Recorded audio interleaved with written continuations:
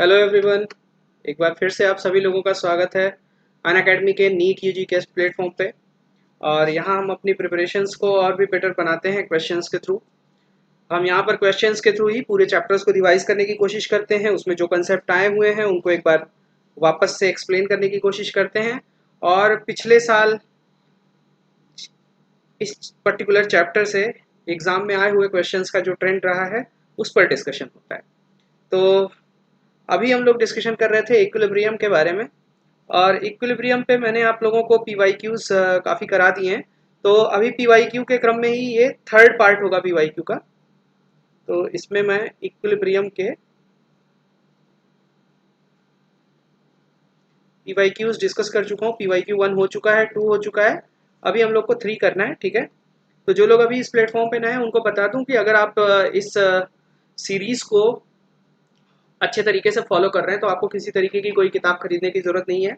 Just go through these videos, आपका उस chapter से रिलेटेड जो भी कंसेप्ट है और जो भी क्वेश्चंस हैं वो सारे रिवाइज हो जाएंगे, इतनी गारंटी लेता हूँ मैं। ओके, तो और साथ ही साथ हर वीडियो के बाद आप लोग ये जो लेक्चर हुआ है इससे रिलेटेड जो पीडीएफ है उनको डाउनलोड भी कर सकते हैं। डिस्क्रिप्शन में आपको टेलीग्राम का लिंक मिल जाएगा, तो वहाँ से जाके इसको डाउनलोड कर लीजिए और लगे हाथ सारा काम कर लिया कीजिए। जैसे अभी कराया गया तो जाके तुरंत टेलीग्राम से पीडीएफ उठाइए, एक बार वापस से देख लीजिए ताकि दोबारा क्वेश्चंस देखने की जरूरत ना पड़े। ठीक है, सो लेट्स क्रैक इट। देखते हैं किस तरीके के क्वेश्चन आए हुए हैं। और कल मैं टुमारो 3 PM एम्स के पीवाईक्यूज कराऊंगा। ठीक है, और इसी के साथ इक्विलिब्रियम खत्म हो जाएगा। तो कल 8 बजे से हम लोग रेडॉक्स वापस से स्टार्ट करेंगे, रेडॉक्स से स्टार्ट करेंगे कल से। तो आ जाओ देख लेते हैं कि इक्विलिब्रियम का पीवाईक्यू का लास्ट सीरीज किस तरीके का है। और अभी तक जितना भी हम लोग किए हैं ये हमको आसान लगना चाहिए, जल्दी हो जाना चाहिए ये वाला पार्ट। तो 1 घंटे के अंदर अंदर ये वाला पार्ट हमको खत्म करना है। ओके, सो स्टार्ट करने से पहले 2-3 इंपॉर्टेंट बातें कर लेता हूँ मैं। जैसे जो लोग नया हुए हैं उनको मैं बता दूं कि मेरा नाम शुभम श्रीवास्तव है और मैंने अपनी पोस्ट ग्रेजुएशन कर रखी है बनारस हिंदू यूनिवर्सिटी से। और मेरी केमिकल साइंसेज में CSIR नेट में ऑल इंडिया रैंक 22 थी और पिछले 7 से ज़्यादा सालों से आप जैसे बच्चों को पढ़ा रहा हूँ और अभी तक रिजल्ट काफ़ी अच्छा रहा है। I hope online learning platform पे भी रिजल्ट अच्छा ही आएगा। और आप इस समय इंडिया के सबसे अच्छे ऑनलाइन लर्निंग प्लेटफॉर्म से जुड़े हुए हैं जो कि है अनअकैडमी। तो अगर आप अपनी तैयारी को और भी बेहतर बनाना चाहते हैं तो please go for the subscription of Unacademy. ठीक है, प्लस सब्सक्रिप्शन ऑफ अनअकैडमी। यहाँ आपको बहुत सारी फायदे मिलेंगे। जैसे यहाँ पे डेली लाइव क्लासेस होंगी, एक वेल स्ट्रक्चर्ड कोर्स होगा, लाइव टेस्ट और क्विजेस हैं ताकि पता चल सके तैयारी कैसी चल रही है। और गलती से कोई लेक्चर आपका मिस हो जाता है तो आपको रिकॉर्डेड वीडियोस भी यहाँ पर मिल जाएंगे उस लेक्चर के, तो आपको परेशान होने की जरूरत नहीं है। तो ईज ऑफ लर्निंग है। इसके साथ ही साथ यहाँ पर आपको प्लस प्लेटफॉर्म पे इंडिया के इंडिया के सबसे अच्छे एजुकेटर्स मिलते हैं। हाय अंगद, सबसे अच्छे एजुकेटर्स मिलते हैं एक ही स्क्रीन पे। ठीक है, तो आप उनको भी एक्सेस कर सकते हैं। तो अगर आपने प्लस सब्सक्रिप्शन नहीं लिया है तो गो फॉर प्लस सब्सक्रिप्शन। और प्लस सब्सक्रिप्शन आपको बहुत ही कम दामों पे मिलता है, आप देख सकते हो प्लस सब्सक्रिप्शन 2 साल का और 1 साल का क्या प्राइस है। सो गो फॉर, अगर आप 11th-12th में हैं या फिर नीट की तैयारी कर रहे हैं तो go for 2 year subscription at least. ठीक है, 2 साल का सब्सक्रिप्शन लोगे, पैसे भी ज़्यादा नहीं लग रहे हैं और तैयारी भी जम के हो जाएगी। ठीक है, और जब भी ये लेते हो तो प्लीज़ मेरा कोड SHUBH यूज़ करना ना भूलो। ठीक है, इससे आपको 10% डिस्काउंट मिलेगा। हाय ध्रुव, ठीक है, ओके। तो और ये अगर आप लोग सब्सक्रिप्शन नहीं लिए हैं तो प्लीज़ ये कोड लेके ले लीजिए ताकि ये जो मैं फ्री की वीडियो सीरीज चला रहा हूँ PYQs की, इसमें और भी मैं इम्प्रोवाइजेशन कर सकूँ और भी अच्छे अच्छे वीडियोस डाल सकूँ। ठीक है, तो जब तक आप ये कोड नहीं यूज़ कीजिएगा मुझे हो सकता है और भी वीडियोस बनाने का मौका ना मिले। सो प्लीज़ अगर आपको ये वीडियो सीरीज अच्छी लग रही है तो आप इस कोड को अपने फ्रेंड सर्कल में, अपने जान पहचान वालों में ज़्यादा से ज़्यादा शेयर करें। हेलो नेहा, हेलो ध्रुवेन, सभी लोग आ गए हैं। तो ये सारी इंपॉर्टेंट बातें हो गई यार, यही थोड़ा बहुत बताना था आप लोगों को। तो अब इक्विलिब्रियम का हम लोग स्टार्ट कर लेते हैं ना। इक्विलिब्रियम, अभी देखो इक्विलिब्रियम की हम बात करें तो 2 पार्ट में कर चुका हूँ। ठीक है, 3 पार्ट तो मॉडल पे करा चुका हूँ और 2 पार्ट करा चुका हूँ तुम्हारे पीवाईक्यूज के। ये थर्ड पार्ट है पीवाईक्यू का। सो ऑलमोस्ट 150 के आसपास क्वेश्चन हम लोग इक्विलिब्रियम का कवर कर चुके हैं। तो आई होप अगर मेरी स्पीड फास्ट रहती है यहाँ पे तो किसी को परेशान होने की जरूरत नहीं है। ठीक है, किसी को परेशान होने की जरूरत नहीं अगर स्पीड फास्ट रहती है तो। आप लोग क्या करिएगा, अगर स्पीड आपको फास्ट लगती है तो एक बार मुझे रोक दीजिएगा कि सर बहुत तेज चल रहे हैं या बहुत धीमे चल रहे हैं, बता दीजिएगा, ठीक है। So let's start from the first question. अरे यहाँ पर लिखा नहीं हुआ है कि किस साल में पूछा गया है, ये मैं बता दूं आप लोगों को, ये सारे क्वेश्चन 2005 से पहले के हैं, ठीक है। बिफोर 2005 के क्वेश्चन है ये, बिफोर 2005 पूछे गए हैं, तो आप चेक कर सकते हैं, ठीक है। वैसे हैं ये सारे PYQs के ही, ठीक है, 94 से बाद के हैं और 2005 से पहले के हैं, ओके। तो सो लेट्स स्टार्ट। देखो कह रहा विच of the following is most soluble. So most soluble means क्या होता है, highest solubility, highest solubility value जिसकी होगी वो होगा। So don't go for KSP value. KSP value हम तब KSP के बेसिस पे कंपेयर कर लेते अगर सारे सॉल्ट एक जैसे होते। सारे सॉल्ट यहाँ देखो एक जैसे नहीं है, अलग अलग टाइप के हैं। So let's check. तो पहला ऑप्शन हमारा जो कह रहा है, पहला ऑप्शन है Bi2S3। सो Bi2S3 कैसे टूटेगा यार, Bi3 प्लस 2 होगा और ये 3 होगा क्या, S2 माइनस। सो अगर ये सॉलिबिलिटी 2S है तो ये 3S होगा।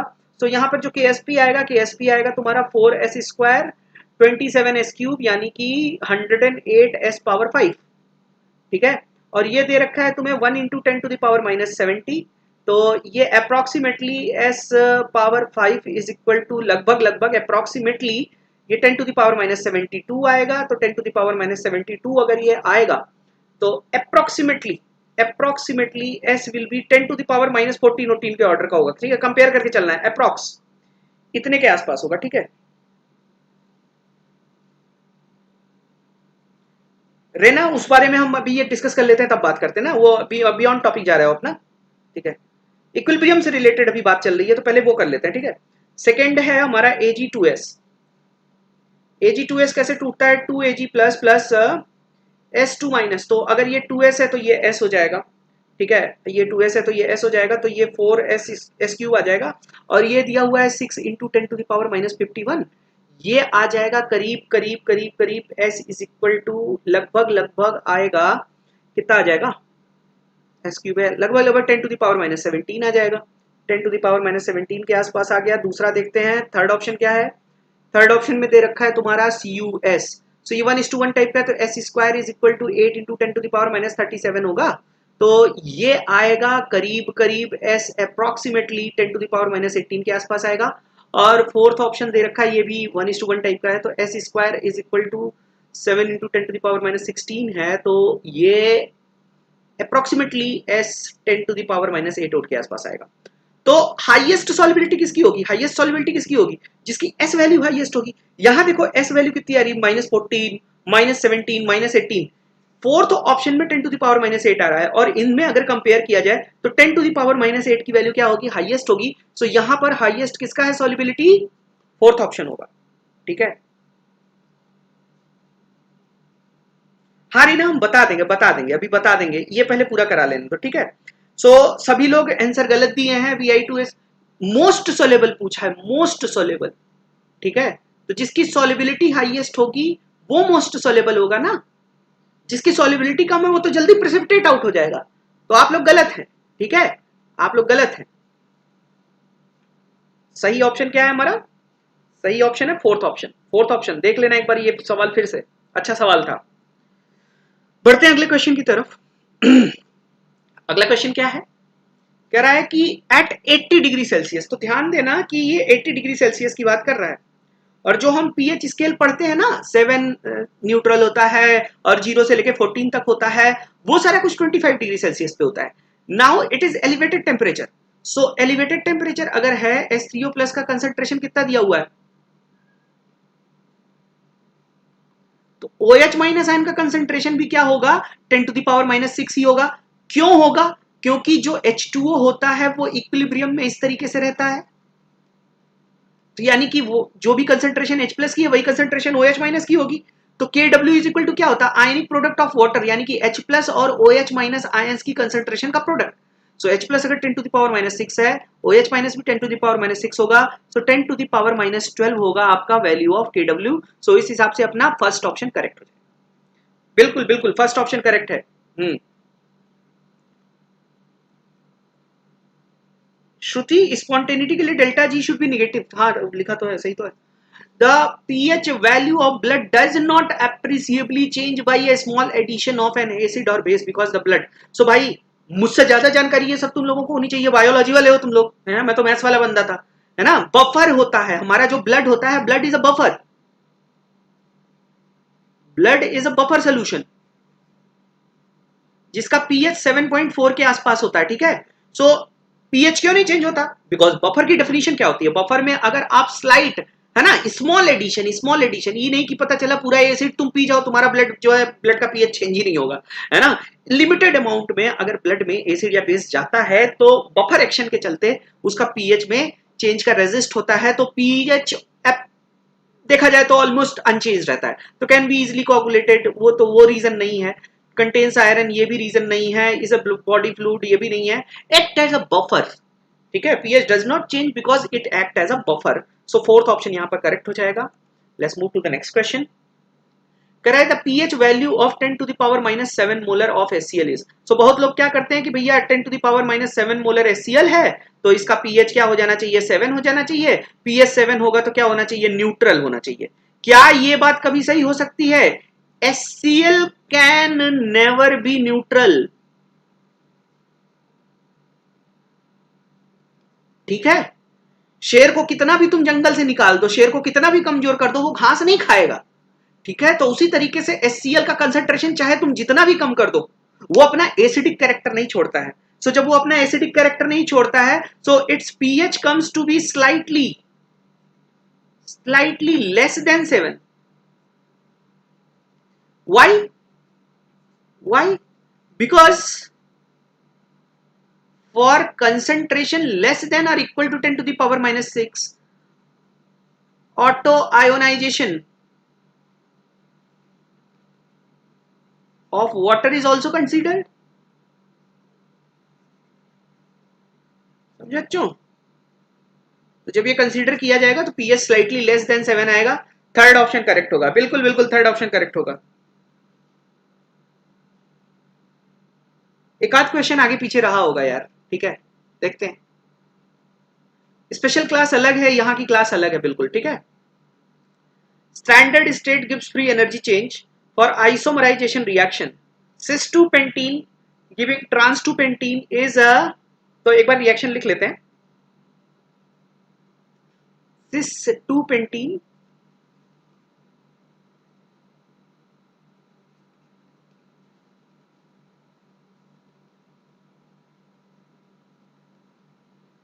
ट्रांस टू पेंटीन, ठीक है। इसका हीट डेटा दिया हुआ कितना, -3.67 किलोजूल पर मोल। तो इसका मतलब क्या हुआ कि this transition, this transformation is exothermic in nature, ठीक है। अच्छा ये सॉरी ये तो gives free energy changes, gives free energy change है ये, इरेज करो इसको,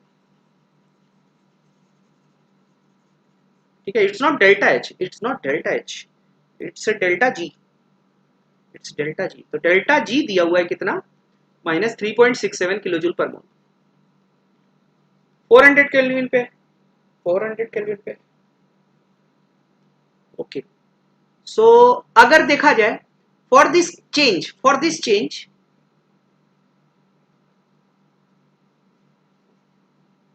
delta S is equal to 0। क्यों डेल्टा एस 0 होगा? क्योंकि आइसोमराइजेशन हो रहा है, ये भी गैस है, ये भी गैस है। डेल्टा एन जी 0 होगा तो डेल्टा एस भी 0 होगा, सो डेल्टा एच भी निगेटिव आएगा। अब हम कह सकते हैं कि ये रिएक्शन क्या है, एक्सोथर्मिक है, ठीक है। डायरेक्टली बोल देना सही नहीं था, क्योंकि डेल्टा जी के डेटा के बेसिस पे आप ये नहीं बता सकते कि रिएक्शन एक्सोथर्मिक है या एंडोथर्मिक है। तो मैंने क्या किया, डेल्टा जी देखा, डेल्टा जी ये हुआ था, फिर इधर देखा तो डेल्टा एस 0 आ रहा है क्योंकि डेल्टा एन जी 0 है, तो इसलिए delta G is equal to delta H minus T delta S. तो यहाँ डेल्टा जी और डेल्टा एच बराबर है, तो ये एक्सोथर्मिक रिएक्शन है। अब कह रहा है कि अब क्या होगा, equilibrium remains unaffected if more trans two pentene is added.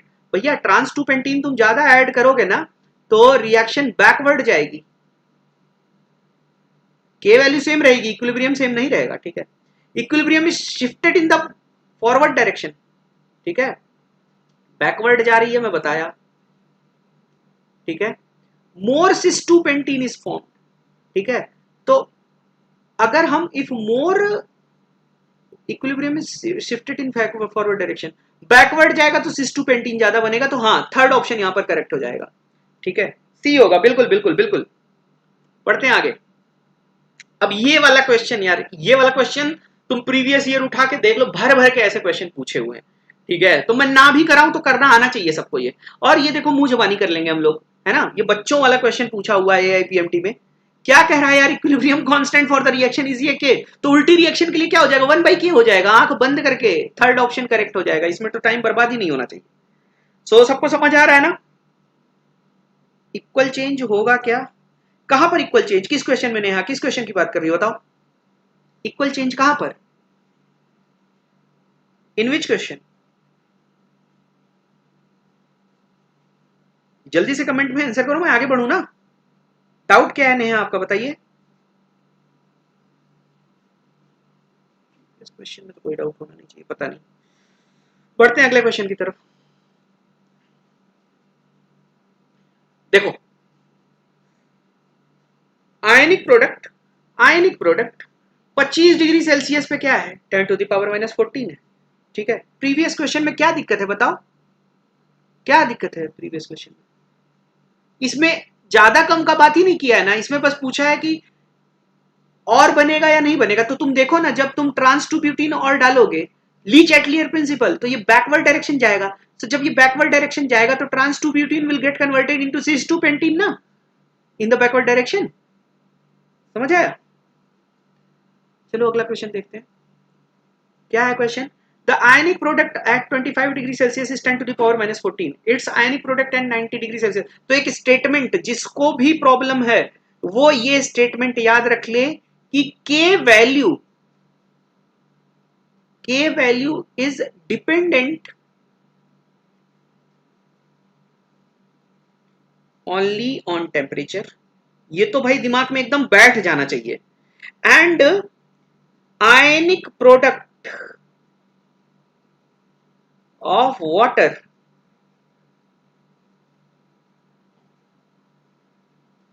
increases on increase in temperature. तो भैया ये बात तो सबको याद होनी चाहिए, ठीक है एकदम, ठीक है, एग्जाम में गलत कर देते हो तुम लोग। तो 25 डिग्री सेल्सियस पे 10 टू द पावर -14 है, 90 डिग्री सेल्सियस पे 10 टू द पावर -14 से ज्यादा ही होगा। तो सेम तो रहेगा नहीं, यानी कि ये गलत ऑप्शन हो गया। ये और कम कर दिया, ये भी गलत ऑप्शन हो गया। ये और कम कर दिया, ये गलत ऑप्शन हो गया। 10 to the power -12 is greater than 10 to the power -14, यानी कि बढ़ेगा तो फोर्थ ऑप्शन करेक्ट होगा। बिल्कुल बिल्कुल फोर्थ ऑप्शन एकदम सही है। बढ़ते हैं अगले क्वेश्चन की तरफ। सबको आ रहा है ना यार समझ में, एकदम बढ़िया से सब लोग ग्रैप्स कर पा रहे हो ना। जो भी पिछला कंसेप्ट तुम लोगों का छूटा उटा हुआ है, इसमें कवर हो जा रहा है ना सबका। हाँ, is everyone comfortable with this lecture.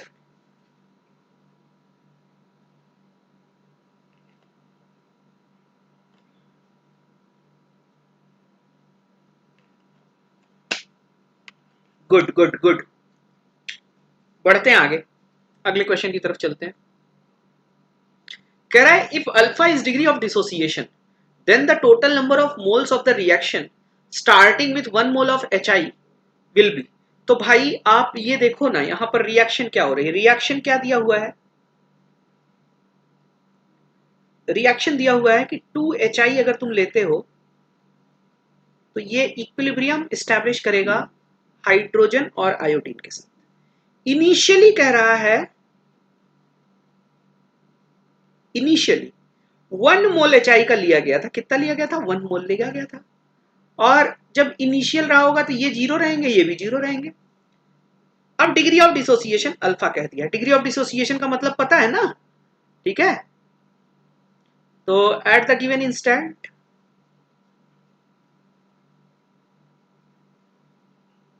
Equilibrium बोला नहीं है ना, तो इसलिए मैं एट द गिवन इंस्टेंट लिख रहा हूं। डिग्री ऑफ डिसोसिएशन अल्फा है, यानी कि 1 से अल्फा क्या होगा, डिसोसिएट होगा। तो अब आप ये देखो, आप ये देखो क्या हो रहा है, 2 से 1 बनता है, तो 1 से कितना बनेगा, आधा बनेगा। तो यहां कंज्यूम कितना हो रहा है, अल्फा ही तो जा रहा है, 1 तो पूरा नहीं कंज्यूम हुआ ना। डिग्री ऑफ डिसोसिएशन अल्फा दे रखा है। सो अगर डिग्री ऑफ डिसोसिएशन अल्फा दे रखा है तो यानी कि ये अल्फा जाएगा तो ये कितना बचेगा, अल्फा बाई 2 बचेगा, ये भी कितना बनेगा, अल्फा बाई 2 बनेगा। ओके, तो द टोटल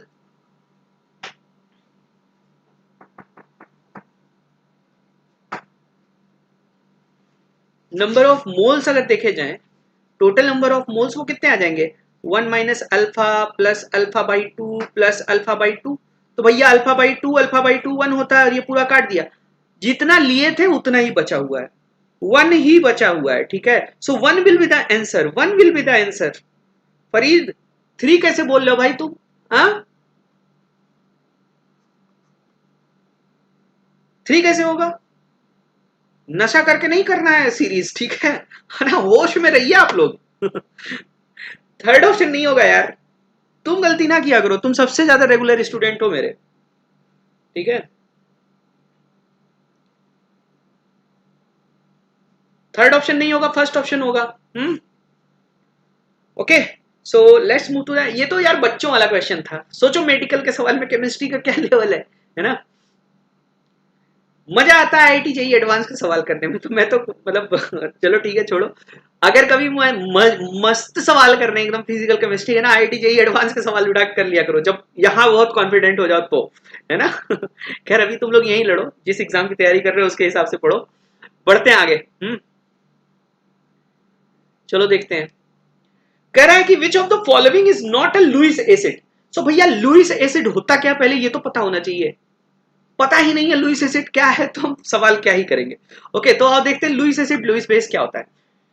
बहुत सी बेसिक सी डेफिनेशन है कि लुइस एसिड का मतलब होता है, अरे कोई बात नहीं यार, गलत सही होता रहता है, थोड़ा मैं मजा ले रहा था, टेंशन नहीं लेना, ठीक है। हाँ, अरे गलत नहीं करोगे तो भाई सही करने का वो कैसे आएगा मोटिवेशन, है ना। लुइस एसिड, लुइस एसिड होता है जो इलेक्ट्रॉन पेयर एक्सेप्टर होता है, और लुइस बेस होता है, थोड़ा थ्योरी समझ लेना, बेसिक सी थ्योरी है।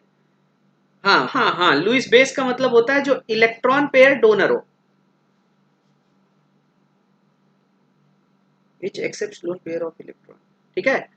हाँ देखो कहा अभिषेक, कंसेप्ट तुम्हारा गलत है, एच एक्सेप्टर जो होगा ना वो भी एसिड है, इलेक्ट्रॉन पेयर एक्सेप्टर है जो वो भी नहीं, एच प्लस एक्सेप्टर जो है वो एसिड नहीं है, ठीक है, वो बेस होता है लेकिन वो ब्रॉन्स्टेड बेस होता है, और इलेक्ट्रॉन पेयर एक्सेप्टर जो होता है वो लुइस एसिड होता है। बात आई समझ में, समझ आया समझ में। अभिषेक आप गलत थे, H acceptor is not acid, H acceptor is base and that too not Lewis base, H plus acceptor is a Bronsted base. आई बात समझ में, ठीक है।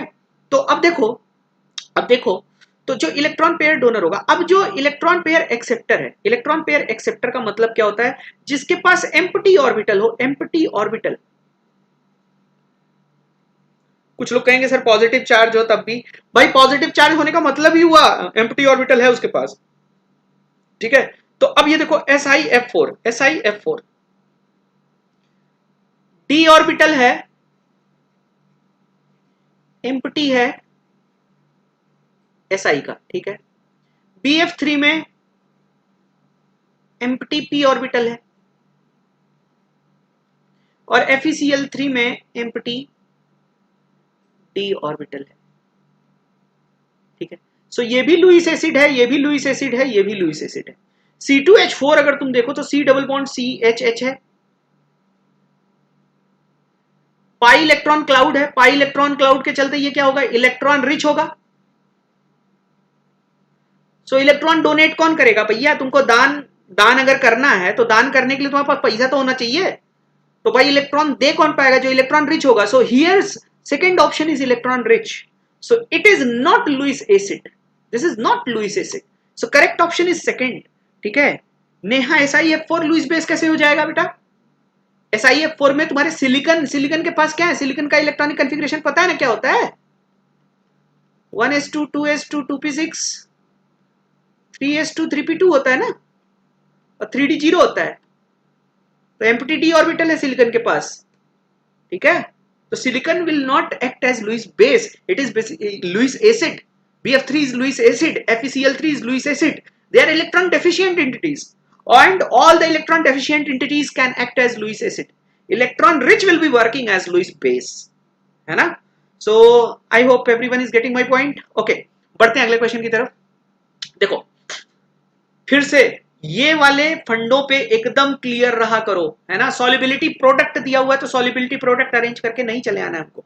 ओके, सो देखते हैं. कह रहा है the solubility product of CuS, Ag2S and HgS are 10 to the power minus respectively the solubilities of these sulfides. तो एक मोटा मोटा कैलकुलेशन कर लेते हैं. यहां जो हमको दिए हुए हैं सल्फाइड्स सब एक जैसे तो है नहीं.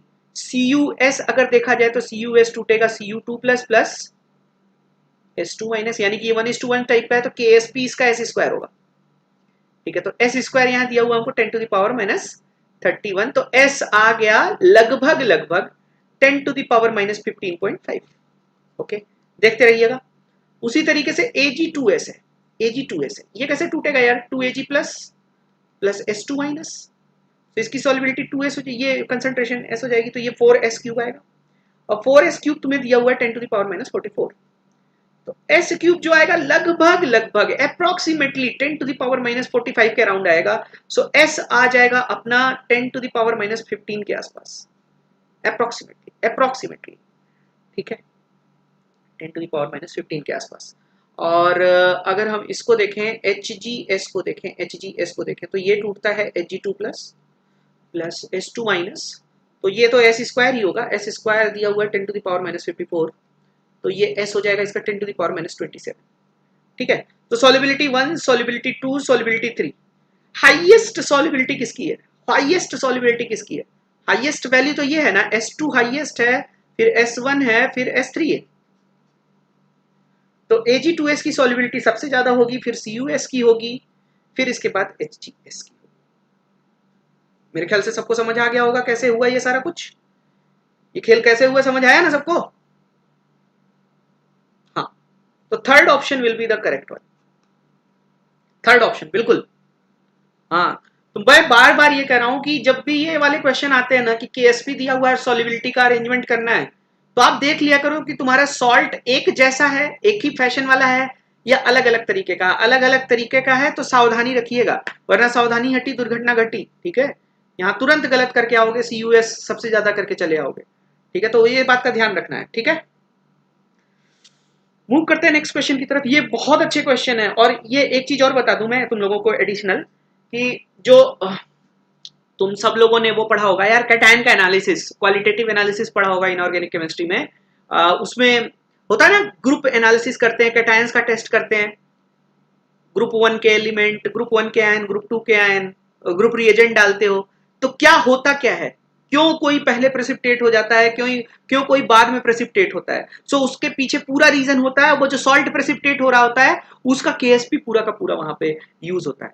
बोलते हैं ना ग्रुप रिएजेंट, प्रेसिपिटेटिंग एजेंट क्यों डाला जाता है, तो प्रेसिपिटेटिंग एजेंट क्या करता है, कॉमन आयन की कंसंट्रेशन बढ़ाता है ना, और लेस अमाउंट ऑफ मेटल के लिए भी वो आपका सॉल्ट क्या होगा, प्रेसिपिटेट आउट हो जाता है. ठीक है, तो यहाँ वहां पे पूरा का पूरा जो आपका ग्रुप एनालिसिस करते हैं, कैटायंस का टेस्ट करते हैं, वहां पूरा आयनिक इक्विलिब्रियम लगता है, सॉल्युबिलिटी इक्विलिब्रिया लगता है.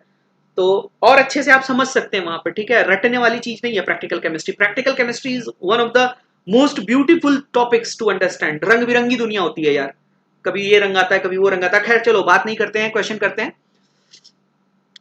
ये वाला क्वेश्चन तो पता नहीं कितनी बार बता चुका हूं इस तरीके के मैं तुम लोगों को, तो एक बार फिर से बताने में कोई हर्ज नहीं है ना, प्रैक्टिस हो जा रही है. K1 K2 are the respective equilibrium, ये भैया K1 है, ये क्या है, इसका K2 है. तो the equilibrium constant for the reaction ये, सो XCO4 है, और XCO4 plus 2HF plus 2HF. तो ये अगर मैं इक्वेशन 1 और इक्वेशन 2 ले लूं, तो ये हमको कैसे मिल रहा है, ये वाला इक्वेशन कैसे मिल रहा है,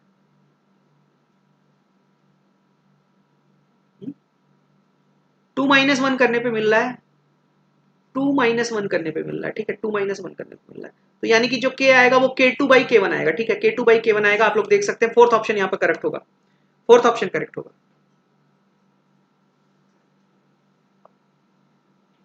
अरे गुस्सा क्यों होगा यार, सर जो क्वेश्चन मेरा अभी गलत हुआ था, total number of moles is equal to 2 minus alpha by 2।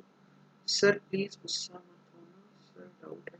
नहीं फरीद, गुस्सा क्यों होंगे हम, है ना, डाउट है आपका तो डाउट क्लियर होगा। आप वहां देखो, 1 मोल लिए थे ना तुम्हें चाहिए, तो अगर डिग्री ऑफ डिसोसिएशन, अगर आपको डिग्री ऑफ, ठीक है, टू, हाँ रेना सही बोल रही है, डिग्री ऑफ डिसोसिएशन का मतलब होता है नंबर ऑफ मोल्स डिसोसिएटेड पर मोल।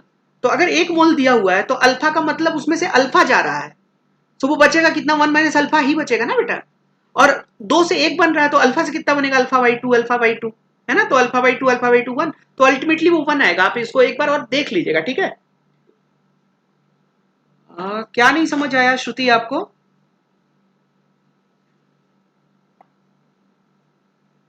श्रुति आपको क्या नहीं समझ आया बताइए।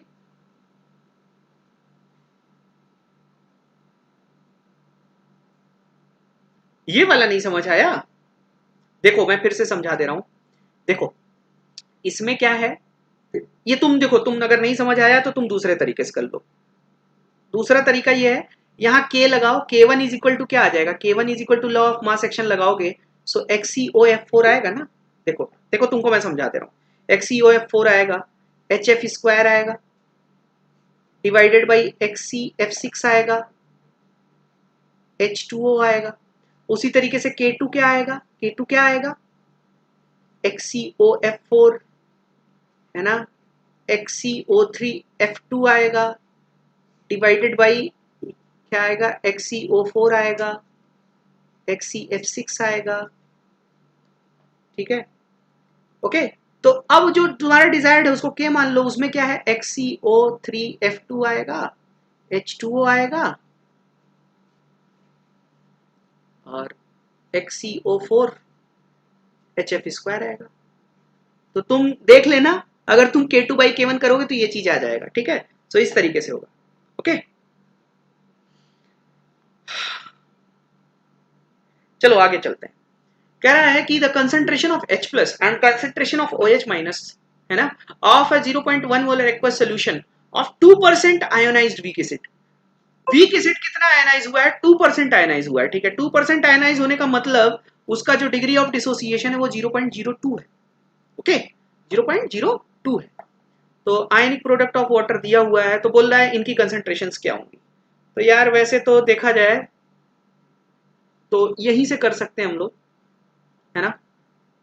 क्या बोलते हैं, देखो आयनिक प्रोडक्ट देख लो कहाँ कहाँ आ रहा है, 10⁻⁻14, वो चेंज नहीं होना चाहिए। यहाँ देखो कितना आ रहा है, 15 और 12, तो ये नहीं होगा। 10⁻³ ये भी नहीं होगा, है ना, ये भी नहीं होगा। फर्स्ट ऑप्शन करेक्ट होना चाहिए, क्योंकि फर्स्ट ऑप्शन, अगर हम H प्लस और OH माइनस की कंसेंट्रेशन को, H प्लस और OH माइनस की कंसेंट्रेशन को प्रोडक्ट करके, आयनिक प्रोडक्ट सेम रहना चाहिए अगर हम टेम्परेचर नहीं चेंज कर रहे हैं, तो और किसी में आयनिक प्रोडक्ट वही आ ही नहीं रहा है, तो ये तो तुरंत में मार के चला आता फर्स्ट ऑप्शन, तो फर्स्ट ऑप्शन यहाँ सही हो जाएगा, ठीक है। सबको समझ आ गया होगा कि ये कैसे फर्स्ट ऑप्शन मैंने किया, ठीक है। In a given solution, in a given aqueous solution at a given temperature, ionic product must remain constant, ठीक है, if you are not changing the temperature. So given that for this solution ionic product must be 10⁻⁻14, but in all the given options if I am multiplying the concentration of H plus and OH minus ions, ठीक है, what we are getting, we are not getting the value equal to 10⁻⁻14, but we are getting the same in case of first option। तो ठीक है, सुषमा क्या doubt है आपका, बताओ जल्दी बताओ, डाउट जल्दी जल्दी जल्दी। तो यहां पर फर्स्ट ऑप्शन करेक्ट होगा, किसी को कोई दिक्कत नहीं होनी चाहिए। बढ़ते हैं हम अगले क्वेश्चन की तरफ। Representation of SnS2। So SnS2 यार ऐसे होगा, SnS2 आप ऐसे करोगे ना, सो SN4 plus plus 2S2 minus होगा, ठीक है, ये होगा, ठीक है। अब तो क्लियर हो गया होगा। बढ़ते हैं अगले क्वेश्चन की तरफ।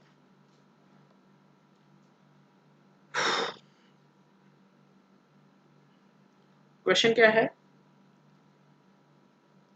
बता सकते हो भाई तुम लोग? 2s क्यों नहीं आया, आया तो 2s।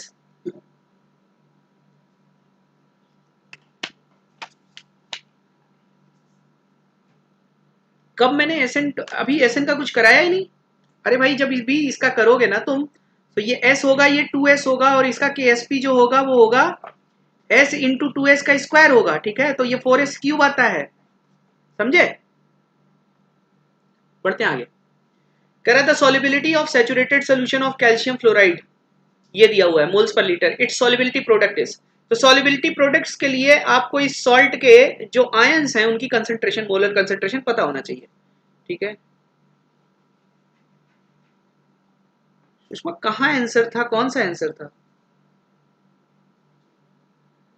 ठीक है। देखो कैल्शियम फ्लोराइड जो होता है CaF2 होता है, तो CaF2 अपने सोल्यूशन के अंदर Ca2 प्लस 2F माइनस में टूटता है।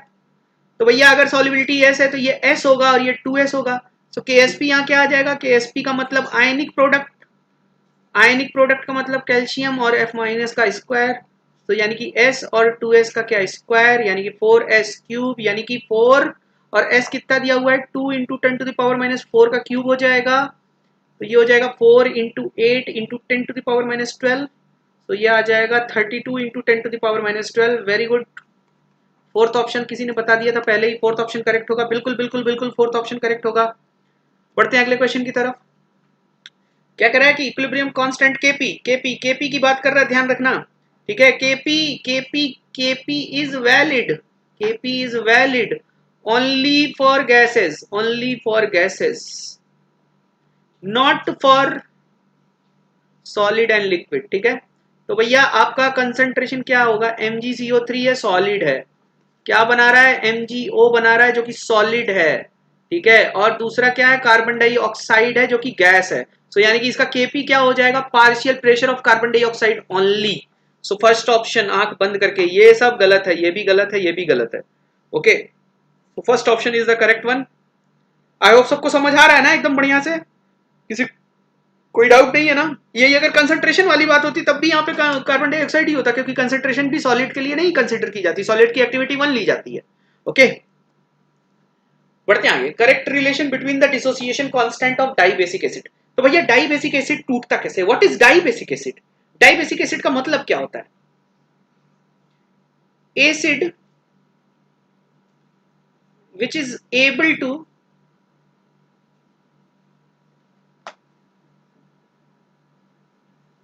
furnish 2H plus ions per molecule, ठीक है। तो मान लेते हैं हमारे पास एक डाइबेसिक एसिड है H2A। तो भैया ये H2A ना दो स्टेप में टूटता है। फर्स्ट स्टेप में ये पहले H2A क्या बनाता है, H plus plus HA minus, second step में ये बनाता है HA माइनस से H प्लस और A2 माइनस। सो अगर हम इसको K1 और इसको K2 कंसिडर करें, so first step is faster, first step is faster, ठीक है। इवन अगर हम सक्सेसिव स्टेप्स की अगर बात करें ना, डाइबेसिक एसिड कह रहा है ना, ठीक है, डाई एसिडिक बेस नहीं कह रहा है, ठीक है। डाइबेसिक या polybasic, polybasic is term use for acid, ठीक है। Poly acidic is the term use for base, ठीक है। तो ये एसिड की बात कर रहा है, ओके। तो फर्स्ट स्टेप हमेशा फास्टर होता है, सेकेंड स्टेप उससे स्लो होता है, थर्ड स्टेप उससे स्लो होता है, फोर्थ स्टेप उससे स्लो होता है। हम अगर मान लो पॉलीप्रोटिक ले लेते, तो फर्स्ट स्टेप अगर फास्टर होगा तो K value for faster process is higher.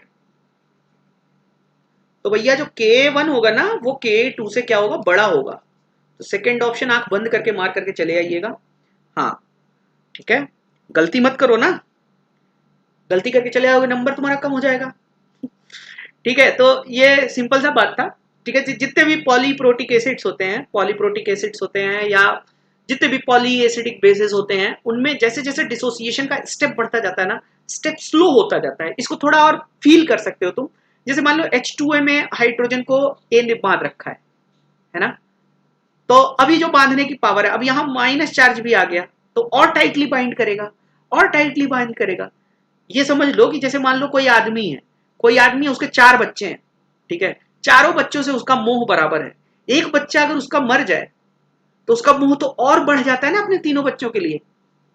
ठीक है, तो उसी तरीके से जैसे H2O ने एक H+ छोड़ दिया तो अब वो और वो क्या बोलते हैं, पॉजिटिव हो गया H+ को लेके, जल्दी नहीं देगा।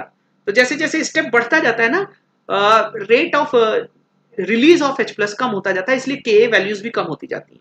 कोई बात नहीं, सॉरी की कोई बात नहीं, ठीक है, गलती करके ही आदमी सीखता है, कोई बात नहीं। चलो आगे बढ़ते हैं। Conjugate acid of NH2 minus S. ठीक है, कंजुगेट एसिड क्या होता है, कंजुगेट बेस क्या होता है, और देखते हैं। ठीक है, तो हमने कल आज सुबह ही बताया था आप लोगों को कि conjugate acid base, conjugate pairs जो होते हैं, कंजुगेट पेयर्स हैव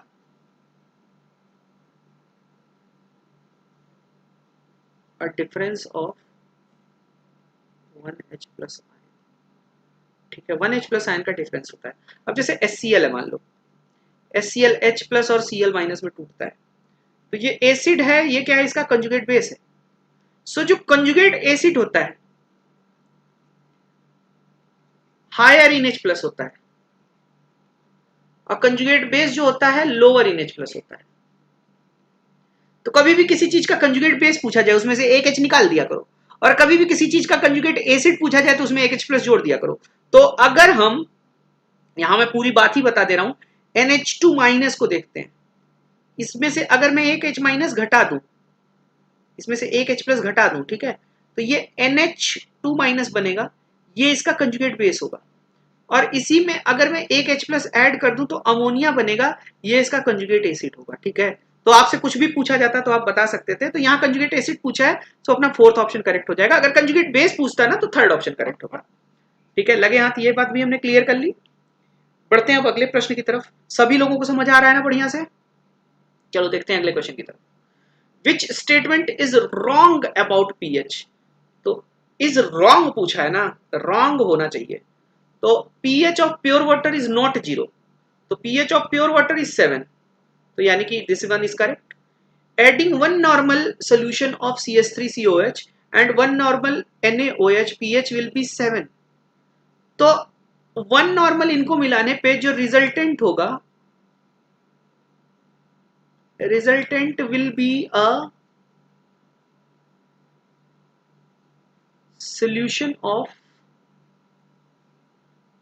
CH3CONA, और CH3CONA का जो सॉल्ट होता है वो बेसिक होता है। ठीक है, बेसिक होता है, तो इसका pH will be greater than 7। ठीक है, तो यानी कि ये रॉन्ग कह रहा है, ये चीज रॉन्ग कह रहा है, तो करेक्ट ऑप्शन यही है। pH ऑफ डाइल्यूटेंट, और ये तो एसिडिक है तो ये तो सही है। मिक्सिंग ऑफ सोल्यूशन ऑफ ये HCl pH will be less than 7, हाँ, क्योंकि ये जो है तुम्हारा सारे के सारे एसिड है तो लेस देन 7 होगा। सो ये रॉन्ग स्टेटमेंट है, second statement is wrong. Sir for conjugate third option कैसे होगा?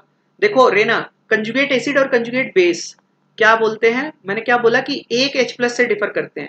जो H+ डेफिशिएंट होता है वो कंजुगेट बेस होता है, जो H+ एक्सेस होता है वो कंजुगेट एसिड होता है। तो अगर हमारा NH2- का कंजुगेट बेस पूछता है तो इसका कंजुगेट बेस इससे एक H+ कम होगा, तो एक H+ कम कर दो, NH2- हो गया। और इसका जो कंजुगेट एसिड होगा वो एक H+ हायर होगा, तो अमोनिया इसका कंजुगेट एसिड हो जाएगा। समझ आई बात? तो ये वाला सबको समझ आ गया होगा, क्योंकि जब आप वन नॉर्मल एसिटिक एसिड और वन नॉर्मल NaOH मिलाओगे सॉल्ट सोल्यूशन बनेगा, और ये सॉल्ट सोल्यूशन कैसा होता है, बेसिक होता है, because this is the salt of weak acid and strong base. समझ आई बात? तो इसका pH ग्रेटर देन 7 होना चाहिए, जो कि 7 दे रखा है, तो यानी कि दिस इज रॉन्ग। यहाँ पूछा है ना रॉन्ग क्या होगा। Let's move to the next question.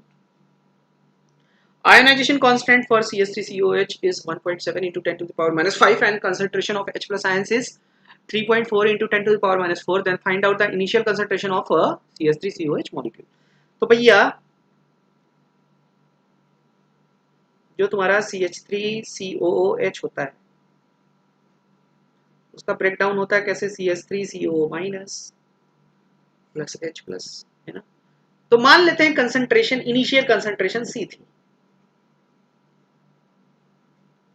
Initial concentration C थी, तो ये 0 रहा होगा। ओके, यस सर, आपने कहा थर्ड ऑप्शन होगा फॉर कंजुगेट बेस। हाँ, कंजुगेट बेस के लिए थर्ड ऑप्शन होगा, तो बताया तो सही, तो कर दिया। ठीक है, कंजुगेट एसिड उसका फोर्थ ऑप्शन होगा अमोनिया। एक बार फिर से रिवाइज करके देखो। और गिवन क्या है, सी है 1 minus degree of dissociation x मान लेते हैं, तो ये सी एक्स होना चाहिए, ये भी सी एक्स होना चाहिए। ओके, दिया हुआ है, गिवन है, क्या चीज गिवन है, H प्लस आयन कंसेंट्रेशन दिया हुआ है कितना, H प्लस आयन कंसेंट्रेशन दिया हुआ है 3.4 into 10 to the power minus 4, और H प्लस आयन कंसेंट्रेशन का मतलब होता है C X. So you have to find out the value of C. तो यहाँ देखो जो के ए होगा वो के सी एक्स स्क्वायर होता है ना, K is equal to C X square होता है। तो यार x की वैल्यू हम क्या रख देंगे यहाँ पर, x की, इसी को हम चाहें, इसी को अगर हम चाहें तो C K is equal to C X का होल स्क्वायर बोल सकते हैं। तो यानी कि C X is equal to क्या हो जाएगा, अंडर रूट सी के। तो यहाँ पर आ गया C K a power 1/2 is equal to 3.4 into 10 to the power minus 4। तो C K a is equal to 3.4 into 3.4 into 10 to the power minus 8। तो c इज इक्वल टू कितना आ जाएगा, 3.4 into 3.4 into 10 to the power minus 8 divided by K a. So what is the value of K a, that is 1.7 into 10 to the power minus 5। तो ये 1.7 से ये 2 times cut गया है ना, और ये आ गया 6.8 into 6.8 into 10 to the power minus 3। So fourth option is the correct one.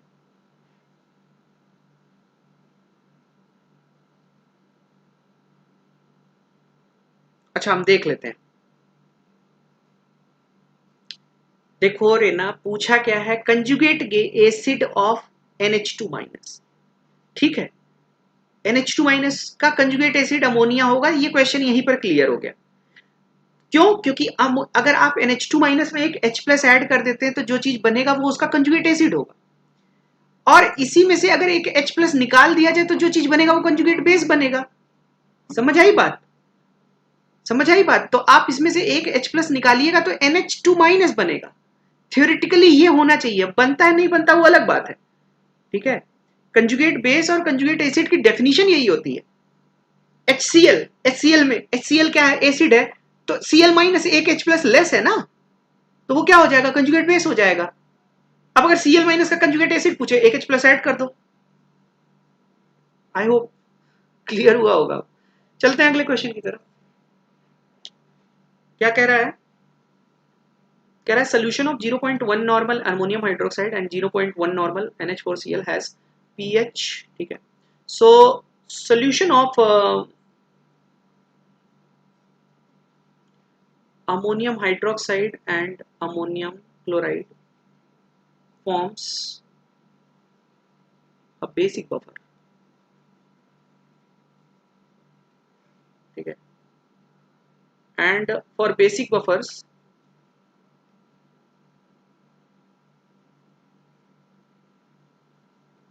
POH, मैं पहले POH की बात करूंगा। ठीक है, POH is equal to PKB plus log of concentration of salt by base होता है। ठीक है,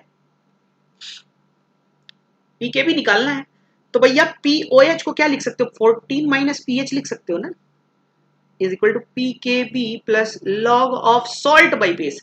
सॉल्ट का कंसंट्रेशन कितना दिया हुआ है, 0.1 दिया हुआ है, बेस का कंसंट्रेशन कितना दिया हुआ है, 0.1 दिया हुआ है, तो log 1 मतलब ये चीज हो गई 0।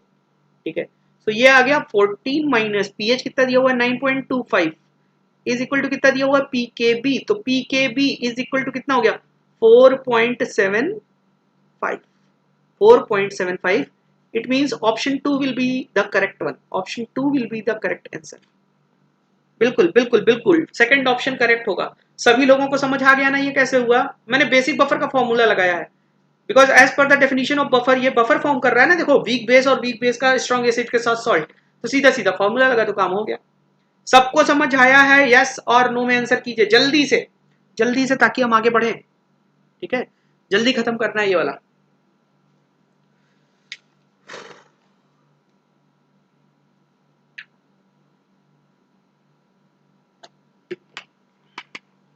Good, let's move to the next question. अगला प्रश्न क्या है, अब भैया ये तो बहुत इजी है। कह रहा है the reaction quotient Q for a reaction, ये इतना is given by Q is equal to the reaction will proceed from right to left तो मैंने बताया था ना कि K is Q at equilibrium. Q is a general term और K क्या होता है, K is only at equilibrium, ठीक है। तो अब जब आप कोई भी रिएक्शन करते हो, देखो एक मैं ऐसे चार्ट बना दूं, एक लाइन अगर बना दूं, तो ये Q वैल्यूज है, ये Q वैल्यू का मैंने ये चार्ट बना दिया। तो Q 0 से शुरू होता है, इनफाइनाइट तक जाता है। तो यहां पर एक आता है इक्विलिब्रियम, एक टाइम आता है इक्विलिब्रियम जहां पर Q और Kc क्या होते हैं, बराबर होते हैं। तो जब Q Kc से छोटा होगा, जब Q Kc से छोटा होगा, इस समय रिएक्शन हर चीज इक्विलिब्रियम की तरफ जाना चाहती है। हम लोग खुद क्या करना चाहते हैं, इक्विलिब्रियम पे अटेन करना चाहते हैं यार, कि पढ़ लिख लें, एक अच्छी लाइफ बन जाए, साम्य अवस्था रहे, हर चीज में इक्विलिब्रियम रहे। So every system want to attain equilibrium. आप पेंडुलम भी देखते होंगे, तो पेंडुलम भी हमेशा इक्विलिब्रियम की तरफ आना चाहता है, मिड पॉइंट की तरफ आना चाहता है। तो उसी तरीके से Q जब लेस देन Kc है, तब भी ये इक्विलिब्रियम की तरफ जाना चाह रहा है। Q जब ग्रेटर देन Kc होगा, तब भी इक्विलिब्रियम की तरफ जाना चाहेगा। सो इस समय रिएक्शन की डायरेक्शन फॉरवर्ड होती है और इस समय रिएक्शन की डायरेक्शन क्या होती है, बैकवर्ड होती है। तो पूछा क्या है, the reaction will proceed from right to left. So ये लेफ्ट टू राइट जाती है कोई भी reaction. So right to left का मतलब हुआ बैकवर्ड कब जाएगा, right to left means backward. So right to left कब जा रहा है, जब Q is greater than Kc। So third option यहां पर करेक्ट होगा, थर्ड ऑप्शन। ओके, अरे होंगे यार, मैं बोला था ना 25 से 30 क्वेश्चन लेके आता हूं मैं, और क्वेश्चन उतने ही रहते हैं ना कि आप लोग एब्जॉर्व कर सको ना, बहुत ज्यादा क्वेश्चन लेके नहीं आता मैं। 30 से 35 क्वेश्चन एक घंटे में हो जाने चाहिए, ठीक है। समझाने में भी मजा आता है, करने में भी मजा आता है, ठीक है। The solubility product of AgI at 25 degree Celsius is इतना। So the solubility of AgI in 10 to the power minus 4 solution of Ki। सो भाई अब यहां पर फिर से आ जाएगा क्या, simultaneous equilibria, simultaneous equilibrium. So let the solubility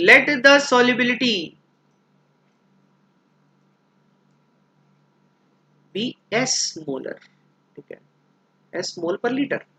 तो अब अपने पास दो इक्वेशन यहाँ पे को एग्जिस्ट कर रही हैं। एक इक्वेशन तो है AgI की, AgI टूटेगा कैसे, Ag प्लस और I माइनस में। सॉल्युबिलिटी हमने S मानी है, तो ये भी S होगा, ये भी S होगा। लगे हाथ यहाँ पर Ki भी है, Ki कैसे टूटेगा, K प्लस और I माइनस में टूटेगा। तो इसकी कंसंट्रेशन क्या हो जाएगी, 10 to the power minus 4, यहाँ इसकी होगी 10 to the power minus 4। तो मैंने क्या बताया था कि जब दो चीजें, दो आयंस, दो एक ही कंटेनर के अंदर दो इक्वेशन के लिए कॉमन हो, तो उनकी कलेक्टिव कंसंट्रेशन लिखी जाती है। तो I माइनस की कंसंट्रेशन आप यहाँ S नहीं लिखोगे, S plus 10 to the power minus 4 लिखोगे, यहाँ भी प्लस S लिखोगे। सो अब KSP क्या होता है, KSP क्या होता है, Ag प्लस का कंसंट्रेशन I माइनस का कंसंट्रेशन यहाँ होगा। अब ये क्या आ गया, S आ गया, और ये क्या आ गया, S plus 10 to the power minus 4 आ गया। ये आ गया S square plus 10 to the power minus 4S। तो भैया S स्क्वायर को आप नेग्लेक्ट मार दो। क्यों नेग्लेक्ट मार दिए, क्योंकि S इज वेरी स्मॉल। तो जब S वेरी स्मॉल है, तो S स्क्वायर और भी छोटा होगा। तो यानी कि KSP इज इक्वल टू, यहां आ गया, यहाँ KSP इज इक्वल टू कितना आ गया, यहां आ गया KSP is equal to 10 to the power minus 4S। तो KSP भैया कितना दिया हुआ था अपना, है 10 to the power minus 16 था, 10 to the power minus 4S हो जाएगा। तो S अपना आ गया 10 to the power minus 12 molar, ठीक है। So option number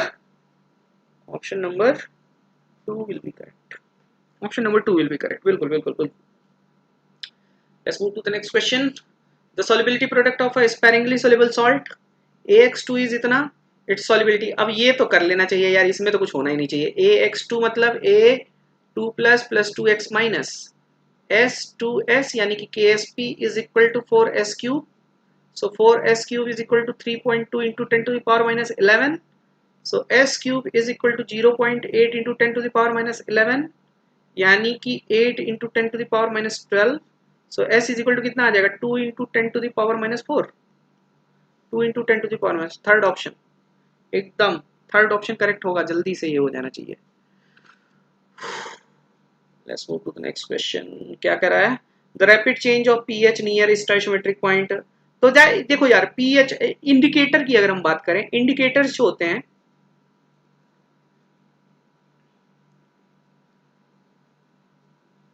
Indicators are weak organic acids or base। ठीक है, तो इस तरीके से अगर हम HIN की बात करें तो ये इक्विलिब्रियम में होगा, फीबली डिसोसिएटेड होगा, और इसका KIN अगर हम मान लें तो भैया KIN इज इक्वल टू क्या हो जाएगा, H plus ion concentration IN minus concentration divided by HIN होगा। तो उस हिसाब से पीएच निकालना यार, तो हम बोले थे ना पीएच के लिए आप खाली H प्लस आयन ढूंढा करो और कहीं जाने की जरूरत नहीं है।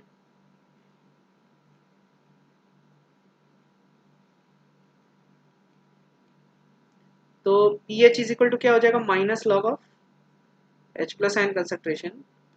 तो pH इज इक्वल टू आ जाएगा अपना minus log KIN minus log HIN by. तो pH इज इक्वल टू हो जाएगा PKIN माइनस लॉग,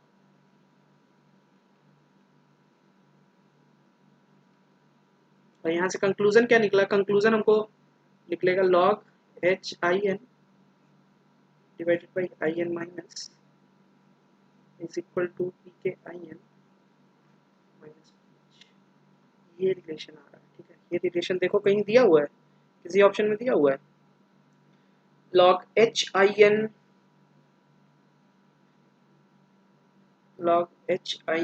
तो इसको ऐसे भी कर सकते हैं, उल्टा कर दो, तो उल्टा कर दोगे इसी को ऐसे भी लिख सकते हैं log IN minus by HIN is equal to PH minus PKIN भी बोल सकते हैं। ठीक है, लॉग जिसको खेलना आता होगा वो कर लेगा। तो फोर्थ ऑप्शन करेक्ट है, फोर्थ ऑप्शन, ठीक है, fourth option is the correct one, you can check for the calculations. ठीक है,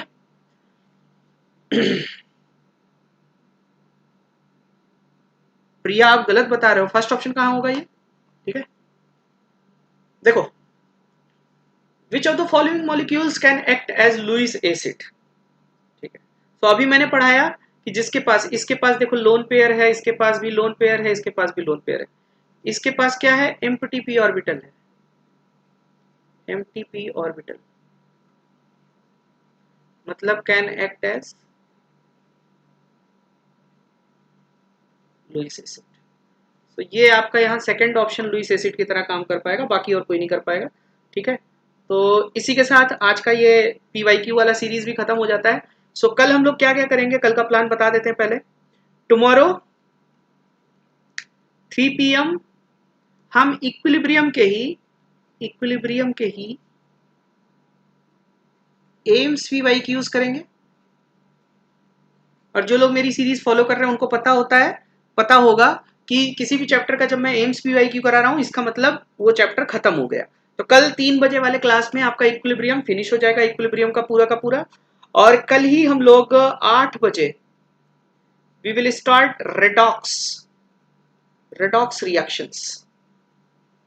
ठीक है, तो कल का ये अपना शेड्यूल है, इसको अच्छे से फॉलो करना है। ठीक है, तो कल इक्विलिब्रियम तो अभी काफी हद तक रिवाइज हो गया, तो इक्विलिब्रियम वाली क्लास में तो अब आओगे तो सब कुछ आता ही रहेगा। रेडॉक्स वाले से पहले थोड़ा सा थ्योरी पढ़ के आना, ठीक है, थ्योरी पढ़ के आओगे तो और अच्छा रहता है क्लास, है ना। तो कल हम लोग ये सारा कुछ करेंगे। इसके अलावा रेडॉक्स ज्यादा टाइम नहीं लगेगा, रेडॉक्स 2-4 लेक्चर में खत्म हो जाएगा। और इसके अलावा भाई जिन लोगों ने अगर आप लोग को वीडियो अच्छा लगा है तो प्लीज इसको ज्यादा से ज्यादा शेयर और लाइक कीजिए। और जो लोग नए हैं उनको मैं बता दूं कि आप लोग PDF इसका डाउनलोड कर सकते हैं, डिस्क्रिप्शन बॉक्स में लिंक दिया हुआ है टेलीग्राम का, वहां जाइए और PDF डाउनलोड कीजिए। और इसके साथ ही साथ वहां डिस्क्रिप्शन बॉक्स में एक फीडबैक फॉर्म भी दिया हुआ है, उसको भी भरिए, उसको भरेंगे तो वो भी अच्छी चीज़ है। और जिन लोगों ने अभी सब्सक्रिप्शन नहीं लिया है प्लीज़ ये कोड यूज़ करके सब्सक्रिप्शन जरूर ले लें, और इस कोड को जितना ज़्यादा से ज़्यादा शेयर कर सकते हैं करिए, ताकि ये जो चैनल मैं चला रहा हूँ, ये जो वीडियोस मेरे रेगुलर आ रहे हैं, ये वीडियोस पे कोई इम्पैक्ट ना पड़े। और अगर आप लोगों को अच्छा लग रहा है तो प्लीज़ कमेंट करके बताइए वीडियो आप लोगों को कैसा लगा, और इसको ज़्यादा से ज़्यादा शेयर कीजिए। ठीक है, इसके साथ ही साथ अनअकैडमी प्रोडिजी के बारे में मैंने आप लोगों को बताया था कि ये अनअकैडमी ने आप लोगों के लिए लॉन्च किया है। तो सभी लोग जाके अनअकैडमी की वेबसाइट पे अपने आप को रजिस्टर कर लीजिए, यहाँ 5 करोड़ तक के प्राइस हैं आप लोगों के लिए। और साथ ही साथ अगर आप जीतते हैं तो राहुल द्रविड़ से आपको इनाम दिया जाएगा, राहुल द्रविड़ इनाम देंगे आपको। ओके, तो इसकी तैयारी अच्छे से कीजिए और इसका जो प्रोसीजर है वो आपको यूट्यूब पे मिल जाएगा कि क्या क्या आपको करना है इस पर्टिकुलर एग्जाम में अपीयर होने के लिए। तो यूट्यूब लिंक पे जाइए और इस अनअकैडमी प्रोडिजी के बारे में ज़्यादा से ज़्यादा इन्फॉर्मेशन प्राप्त कीजिए। ठीक है, तो इसी के साथ आज का लेक्चर हम खत्म करते हैं। सभी लोग अच्छे से पढ़ाई कीजिए, अच्छे से क्वेश्चन कीजिए, जितना प्रैक्टिस कर सकते हैं वो प्रैक्टिस कीजिए। ठीक है, बाकी सवाल वगैरह बताने के लिए मैं हूँ और ये सीरीज कंटिन्यू रहे इसके लिए प्लीज इस को शेयर करना मत भूलिए। SHUBH ये मेरा कोड है, तो इसको ज़्यादा से ज़्यादा शेयर कीजिए। ठीक है, ओके, तो फिर ठीक है, कल मिलते हैं हम लोग 3 बजे 3 PM onwards we will start the class 3 PM onwards. कल 8 PM भी होगा। ठीक है, तो पढ़ते हैं आगे। अच्छा हाँ यार, वो टेस्ट हो गया है। ठीक है, कोई नहीं ना, आज तो मैं भूल गया था। चलो कोई नहीं, ठीक है, तो ओके, सभी लोग गुड नाइट। और जाइए इसका जो PDF है डाउनलोड कर लीजिए। PDF डाउनलोड करके जो कराया हूँ उसको अभी के अभी सॉल्व कर लीजिए। ठीक है, अभी के अभी सॉल्व कर लेंगे तो ज़्यादा अच्छा रहेगा, दिमाग में बैठ जाएगा। तो अभी जाइए टेलीग्राम लिंक पे, PDF शेयर कर दे रहा हूँ, डाउनलोड कर लीजिए और सवालों को कर डालिए। फिर कल मिलते हैं, आगे के बारे में बात करेंगे। तब तक के लिए सभी लोगों को गुड नाइट, अपना ख्याल रखिए, अच्छे से पढ़ाई कीजिए, स्वास्थ्य का ध्यान रखिए। ठीक है, स्वास्थ्य बढ़ के कुछ भी नहीं है और टेंशन वेंशन बिल्कुल नहीं लेना है। ठीक है, एकदम चिल मोड में तैयारी कीजिए, जो होगा देखा जाएगा। बस अपना कर्तव्य करते रहो, अच्छे से करते रहो। कर्मण्येवाधिकारस्ते मां फलेषु कदाचन। ओके, तो